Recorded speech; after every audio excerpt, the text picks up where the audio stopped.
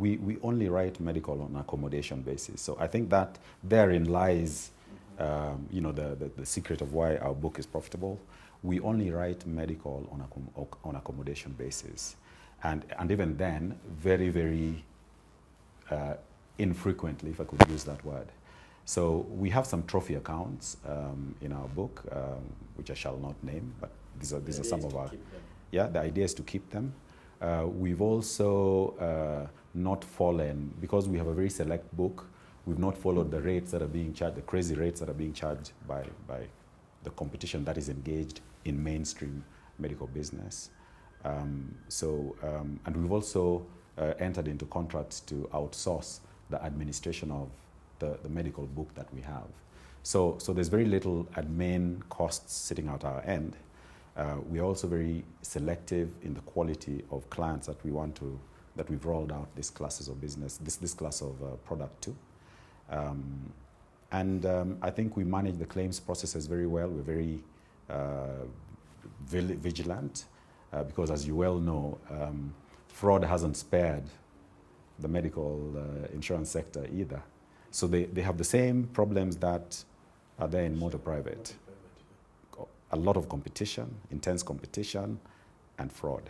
You really have to have systems that, you know, protect you from what the outcomes of those two aspects. So we've kept our book very small deliberately, and we've tried to, you know, run it very professionally. Yeah.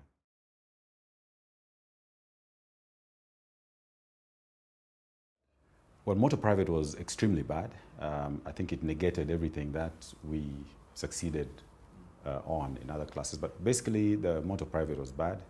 PA, especially GPA, was also pretty bad.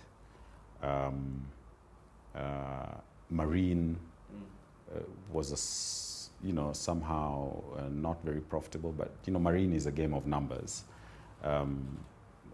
It's normally a profitable class of business, but for us, it showed a small loss in 2016. Our medical book, a very small one, you know, we only write medical on accommodation basis, was profitable for us. But the class that gave us the biggest profit was actually the class in which we are market leaders, which is fire industrial. We did very well on that. We did well on engineering. We did well on theft classes and other liability classes. Motor commercial also returned a significant profit for us in 2016.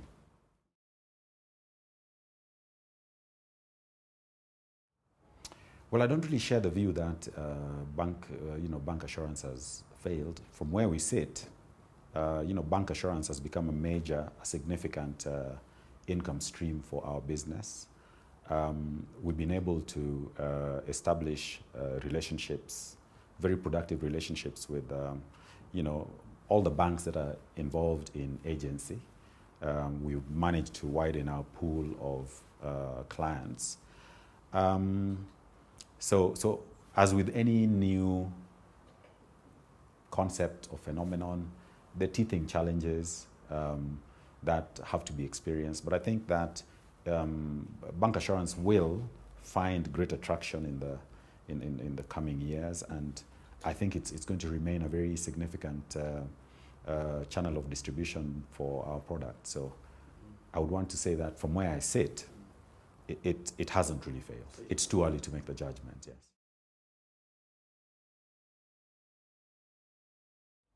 Yes, banks are generally going to become our competitors. It started very innocently. They opened agencies and they told their clients that these are the companies that will be able to provide these services to you, avail their products for you. And, so it was more of agency business. But because banks have also come under pressure from things like the interest capping and all of that, and they need to diversify their income streams, many banks are now starting to actually consider getting into the business of insurance themselves. And I believe that Barclays Life is already there. They also have a general company. And, we know that other significant banks like KCB, Equity, all those banks have the same mindset right now. So the marketplace, the competitive environment, I think is evolving. And banks are going to get into insurance, not just banks, other financial entities and retail outlets are going to get into the game of insurance. So there's going to be greater competition, and it's all about innovation if one wants to survive.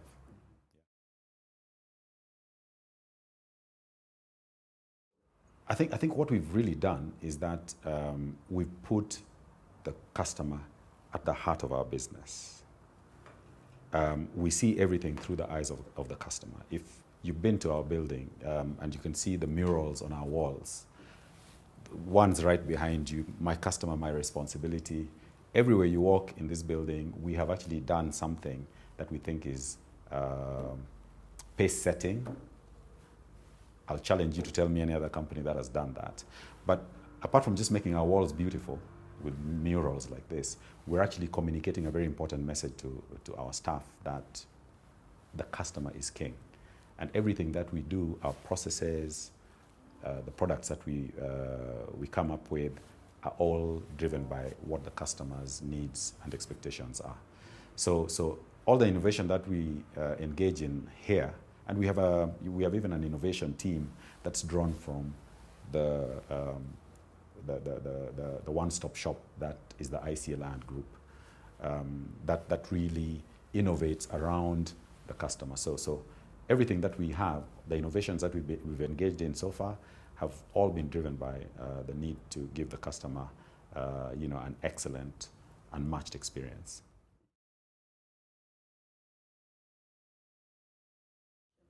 Yeah, up till very recently, I must say that it wasn't like that. The traditional model has been that the insurance company will design a product for you and sell it to you. And that's been the model for insurance companies the world over for a very long time. That has changed in recent years. The customer has become more knowledgeable, more discerning, and they want good products and services that speak to them. So there's been a complete shift about how we come up with our products. We listen to the customer tells us what they want, and we then innovate around that and produce what they want. So that's been the significant shift.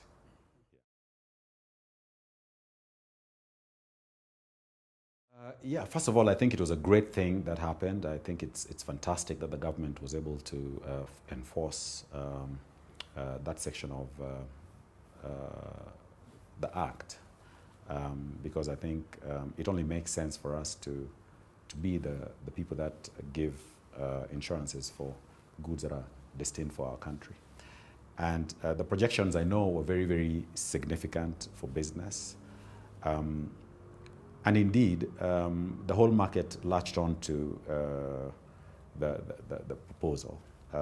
You will find that a lot of companies were forced, because of the urgency of the implementation, we all purchased online platforms to be able to engage on that business. This business is done both at retail level and at corporate level.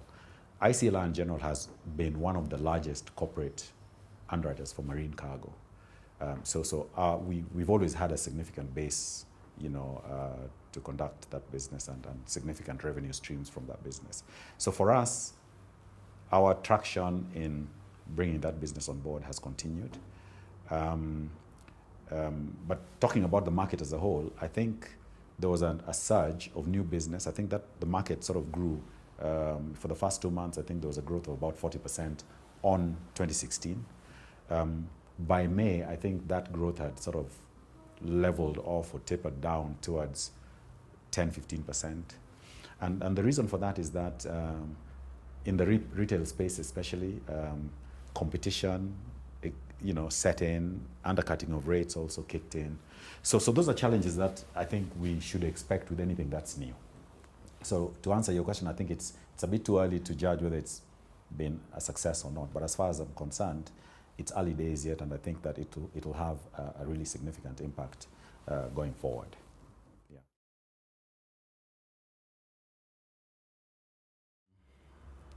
Well, we've come across such claims, and it's quite feasible that is happening. But these are the imperfections that I would call teething problems. I'm sure that the government will be keen, and the government must be aware that such things are going on. It's common knowledge, I suppose. So I believe that the regulator and the association will sort of grapple with this issue, and because we're the losers when that happens. So I think it's something that we will be taking up at industry level and with the assistance of the regulator and other government agencies like KRA. This is something that will need to be sorted out. But we shouldn't really throw up our hands and start thinking that this whole thing is a failure. I think this is just normal. With any new thing, there will be teething issues, there will be imperfections that are very evident. But I think our responsibility is to sort of identify those gaps, close them, and make sure that the original objective is achieved.